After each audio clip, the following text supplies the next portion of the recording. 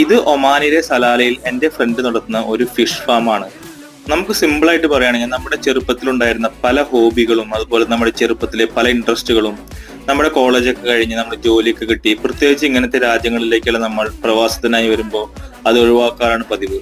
എന്നാൽ ഇവൻ ചെയ്തത് ഇവനും ഇവന്റെ ഫ്രണ്ടും കൂടെ ഉള്ള സ്ഥലത്ത് ഒരു ഫിഷ് ഫാം പോലൊക്കെ സെറ്റ് ചെയ്ത് വലിയ ലക്ഷറി ആയിട്ടൊന്നല്ല. ഇപ്പൊ നമുക്ക് കാണാം, സിമന്റ് കൊണ്ട് ടാങ്കുകൾ കെട്ടി, അതുപോലെ തന്നെ നമ്മുടെ വേസ്റ്റ് വരുന്ന നമ്മുടെ 5 ലിറ്ററിന്റെ വാട്ടർ ബോട്ടിൽ കട്ട് ചെയ്ത് അതിൽ ഫൈറ്റേഴ്സിനെ വളർത്തി ഇവിടെ സെയിൽ ചെയ്യുന്നതാണ് ഇവർ ചെയ്യുന്നത്.